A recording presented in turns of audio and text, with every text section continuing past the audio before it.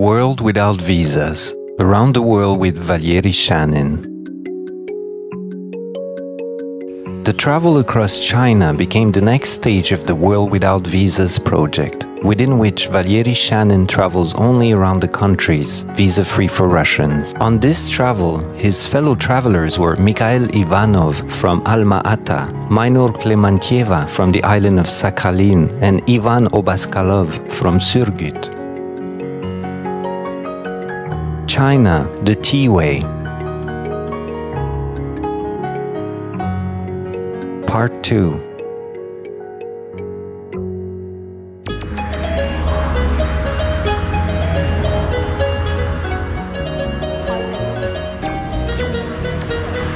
There is an old Chinese saying, if you visit the 5 sacred mountains, then you won't need to go in the mountains anymore. And after having visited the Huangshan Mount, there is no need to go to either of those 5 mountains. The main entrance is located on the south side. We are going up the northern. This is why there are not many tourists here. But it is fortunate. In China, you begin to appreciate the rare opportunity to appear far from crowds of people. The 4-hour track to the Huangshan top, from one step to another, around the turn, one more turn, higher and higher. За поворотом еще один поворот. Все выше и выше и выше.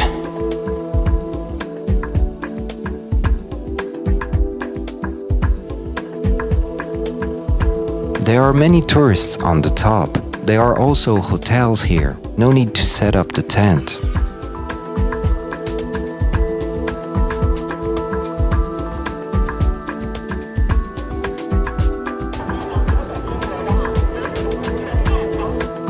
Majority of tourists go up the mountain by the cable car. There are only the devotees of healthy lifestyles on the track. For them, it is not the way to save money, but a fine opportunity to have something like morning exercises. The loaded porters walk up only for the sake of economy. Human labor is underappreciated in China. The porters are cheaper than the cable car.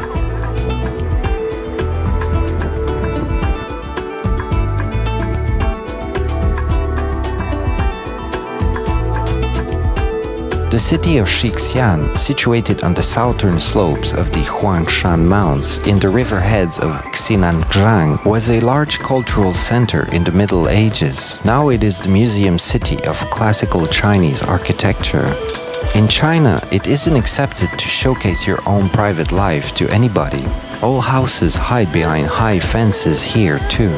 But after the city was turned into a museum under the open sky, any gawk can enter any house without asking.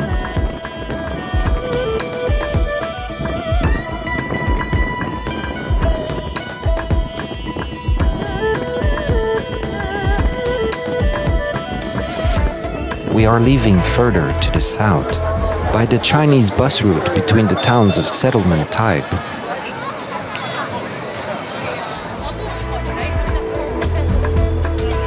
Not only Chinese live in China, they are representatives of over 100 nationalities and ethnic minorities.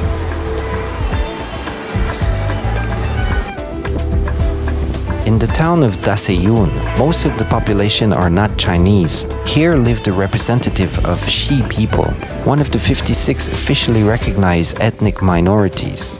These people have their own territory, however small.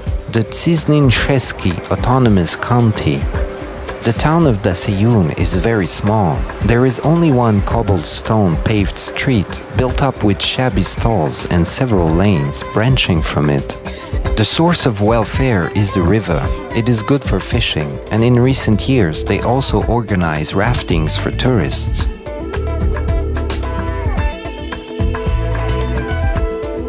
In the southwestern part of the province of Fujian, each family or clan of Hawk people lives in one common house, more similar to a fortress. They use regular earth as the construction material.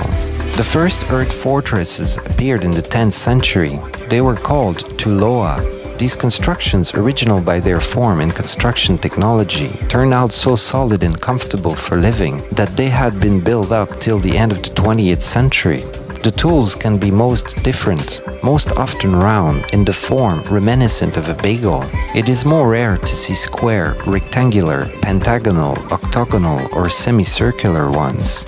The best example of majestic earth constructions are gathered in the tourist village of Gautu. People continue to live in them. The fortresses, constructed of simple clay, are almost unapproachable. There is everything inside them necessary for autonomous living for several months.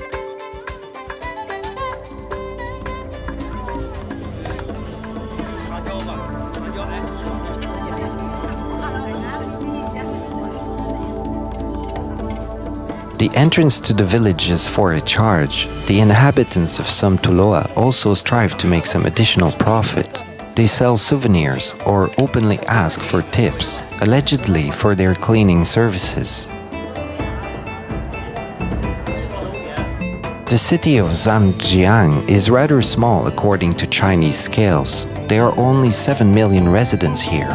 Tourists get here only when transiting on the way to Hainan Island. The second largest island of China is in the South China Sea. It lies approximately at the same latitude as the American Hawaii.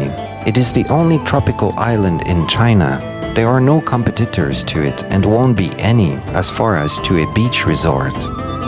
In recent years, the Chinese tried to bring to the island part of the foreign tourists sunbathing in the resorts of Thailand and Vietnam. Haikou, the largest city of the Hainan Island, although rather small according to the Chinese scales, a little over 1 million people. In the old center, there are the preserved buildings constructed at the end of the 19th, beginning of the 20th century, canals, artificial lakes, and parks. But most part of the city is occupied by numerous little shops and street kitchens. Hot food is cooked here in front of the potential buyers.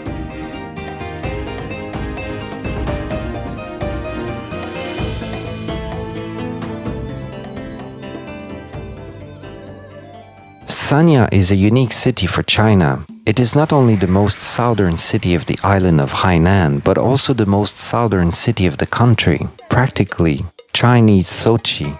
It has been doomed to become the main seaside resort for its nature and geography. There are many Russians in recent years here. In the district of Dadongai, even the salespeople in tea shops speak Russian.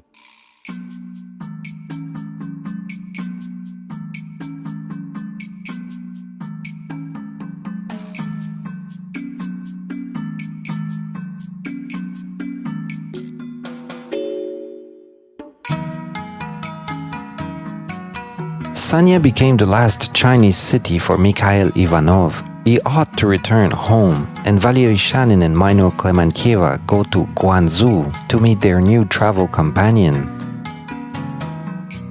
My name is Ivan. I'm from the city of Surgut. I'm very happy to be able to join on this journey. The trip to China is the first travel abroad for him. Guangzhou became the first Chinese port open for Europeans, and the local Cantonese cuisine became the first Chinese cuisine that the inhabitants of Europe got acquainted with, not out of second hands, but directly. Super, like a shrimp, only over-dried. The Cantonese cuisine is known better outside of China than Beijing or Shanghai ones. The menus of the vast number of Chinese restaurants in the States and Europe contain specifically the dishes of Cantonese cuisine. There is not any raw vegetable salads. All products are steamed or cooked, and more often made on the grill, deep-fried or pan-fried. Now we will be going by the night bus. Probably we are up for unforgettable impressions. We will see soon. The night will show. I thought that it would be a torture before, and here we've got the shortened places. We will sleep bent, to suffer again in the Chinese sleeping bus.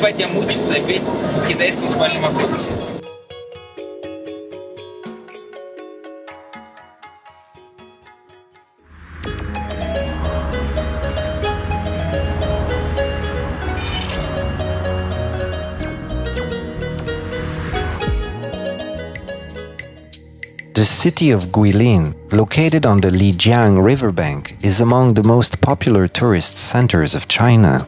There are several original dishes in Guilin. The most popular of them is the local rice noodles, well known all over the country. We are going to eat it now. We are going to learn what it's like. It is made of rice flour with the addition of vegetable oil. It is boiled in a broth together with soup, with add-ons of pork or beef. Then it is put in a plate filled with the same broth and topped up with various additives: garlic, peanuts, pepper, marinated garden radish, beans, hot chili pepper, pieces of boiled meat, germinated soybeans, and green onions.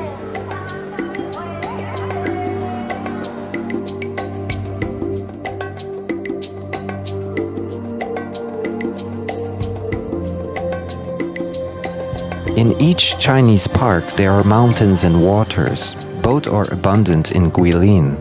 The Qixing Gongyiwan Park, or the Park of Seven Stars, the biggest in the city, its total area is about 40 hectares. The Chinese used the picturesque piece of the nature on its own, had it improved a little, by planting it with especially beautiful bushes, trees and flowers, and later laid paths and placed sculptures. Here there are caves and grottos, small rivers and picturesque falls, rocks and the river bank of Lijiang, and the woods with wild monkeys. There are a lot of most different parks in Guilin. They are nearly similar to each other, but there are also differences.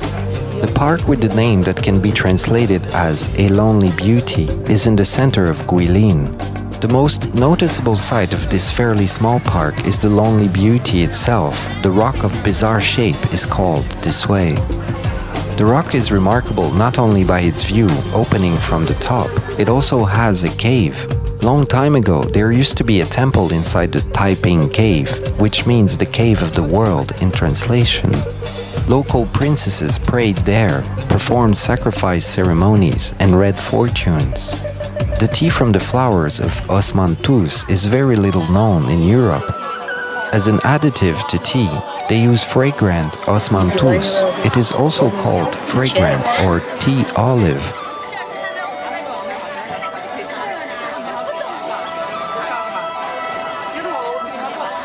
Osmanthus tea is cooking here. Here we have boiled water.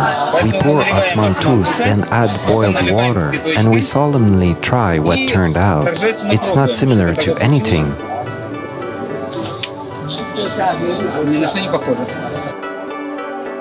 Osmanthus is considered to be the symbol of romantic love, but it is also a medicinal plant. Tea from the flowers of osmanthus normalizes metabolism, improves work of the pancreas, and stimulates rejuvenescence of skin cells. So we are on the tea way, drinking different tea that we did not know about, to know now.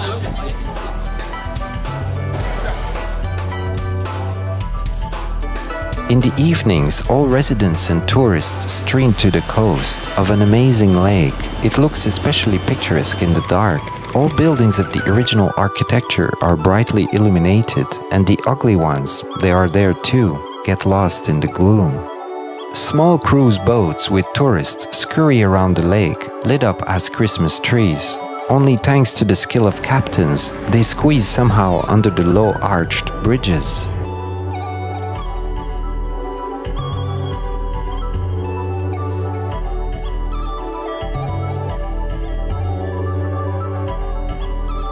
It is known that Chinese like most of all to grow rice and to admire picturesque landscapes. Sometimes these two occupations are combined in one place. Some Chinese plant rice and others look at how picturesquely they do it. The most charming rice plantations become popular tourist destinations.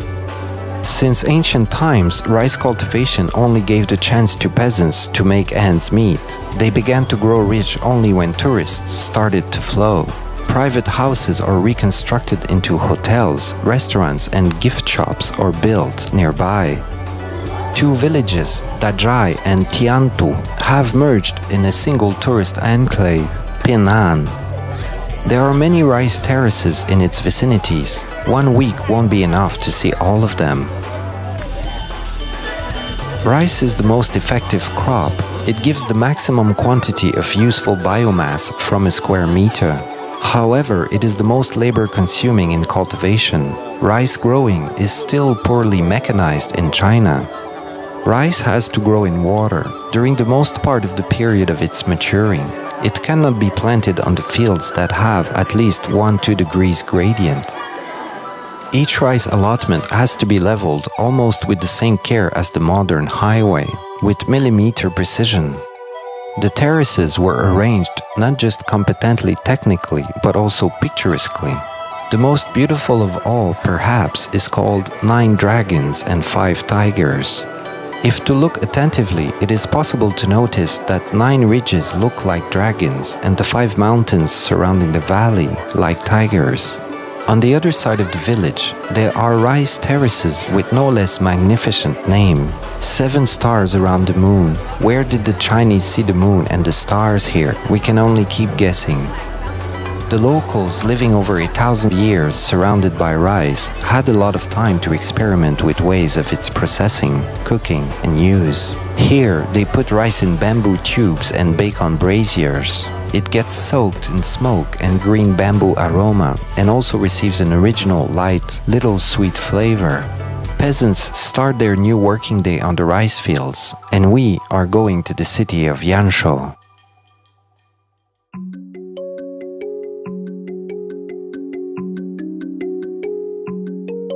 From ancient times, people went down Lijiang River on bamboo raft. Today, rafts are the most popular means of transport here. However, progress has reached here too. The bamboo has been gradually superseded by stronger plastic pipes and oars and rowing poles replaced by motors running on petrol. The rafts are small in size. They are designed for 4 to 6 people at most, plus the driver. There are so many of them that the river reminds us the urban street in a rush hour. It is right-hand traffic here. All rafts sedately follow each other, keeping a distance. Only the most impatient ones go on overtaking.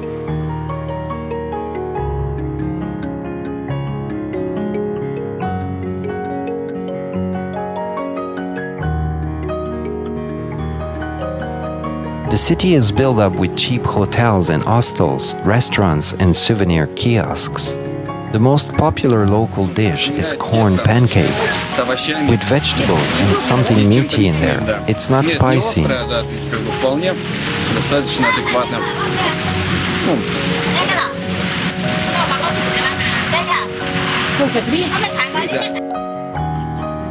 The primary means of tourist transport is bicycle. Every morning, thousands of tourists ride on bicycles around the neighborhood. There is a lot to look at. Temples and caves, rocks and rice fields, lotus plantations and villages. It's possible to whirl infinitely in Yanshou's vicinities, turning every time at random to the right or to the left.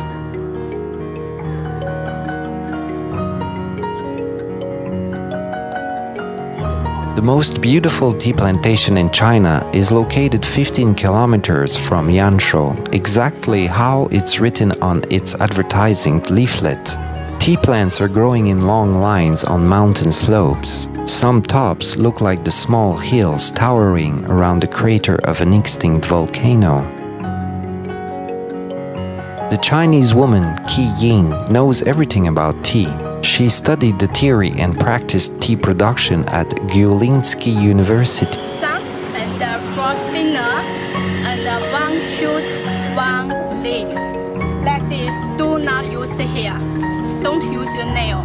Remember, it's very important. You can tell him it's very, very important. Like this. One shoot, one leaf. Push up. Like this. One shoot, one leaf is the best. The quality is best. And 2 leaves, 1 shoot is the second quality. This one is better than this one. Don't use nail. Don't like this. It's wrong. Don't like this. Pull up. You can eat directly. A little bitter. After bitter, you will feel sweet. Like this. It's called bio tea. without any chemicals, also called organic tea. Okay, it's time to work. It is impossible to perform aerobatics from the first go. Something like this, with such a speed, tea picking won't make me a millionaire, but it is possible to try what it's like. Но, по крайней мере, можно попробовать, что это вообще такое. The leaves grown on plantation are processed right there. It is possible to try the locally made tea during the tea ceremony. In the course of a tea ceremony, the main attention is paid to compliance with the rules of hygiene. All tableware should be carefully rinsed with boiling hot water. The tea leaves are taken not by hands, but with the help of a special wooden spatula. Tea has to be rinsed too. It is topped up with hot water that is poured off almost at once. They say it is needed to get the tea awakened, but the main goal, of course, is to wash away the dust stuck to the tea leaves. The teacups are also thoroughly rinsed with boiled water. They hold them not by the hands, that nobody washes in China even before the tea ceremony, but by the pair of special wooden tongs. There is a lot of water used in the course of a tea ceremony. This is why tea is cooked not on a table, but on a special tray with holes and a drain aperture. Except the hygienic procedures, the tea ceremony includes also purely ritual actions. Part of them has magical meaning. For example, it is important to pour tea over the toad figurine with a coin in its mouth, standing on the table. In China, it is the most recognizable symbol of wealth and financial well-being. Everything seems to be very simple and clear, but I haven't managed to correctly repeat the whole procedure, even under the supervision of the experienced tutor. Pour the water in it. Power. Yeah. Like this. More. Right. More. Quickly. If you don't quickly.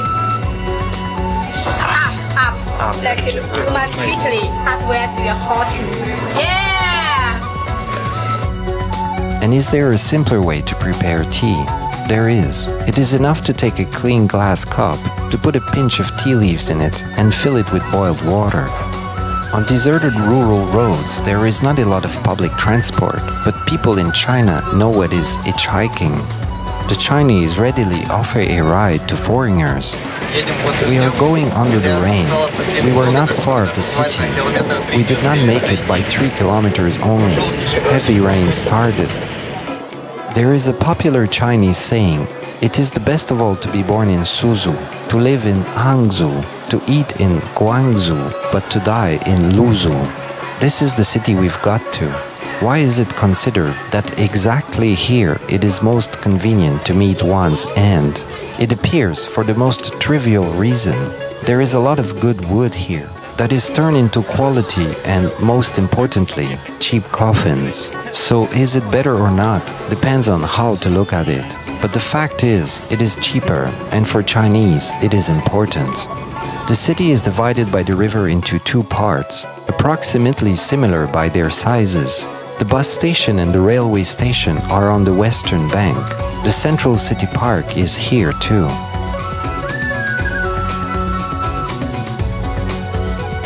There is the high rock with an observation deck and the cave filled with sculptures. In the afternoon, moreover, during the working day, the majority of the park visitors are pensioners. They don't play dominoes or checkers, they are engaged in calligraphy. In China, it is a high art, available only to a select group of people. All sophisticated hieroglyphs consist of simple elements. For example, we can take the hieroglyph indicating tea. It consists of 3 simple ones. The sign in the bottom, a tree, above, grass, and between them, a person. This hieroglyph is written similarly everywhere, but it is read differently. 2 options became the most widespread, the northern option, chai, and the southern, tea. Therefore, in Russia, Turkey, and other countries where tea came by land via the northern provinces of China, this drink is called chai. And in England, where tea got by the sea from the southern provinces, tea. Confucian temples in China are not rare. They are nearly in each city. Confucianism is still one of 3 main religions of the country. The Confucian temple in Luzhou creates a strong impression from the first sight. It was allocated a very prestigious place on the bank of the Lijiang River. From Luzhou, the train will be going to Kunming all night long. All places and sleepers are sold long before departure. Before the train's departure, and only if you are lucky, it is possible to buy a sitting place in the car. We'll have to suffer a little. The main thing, that time is saved. In the evening in Luzhou and in the morning already in Kunming.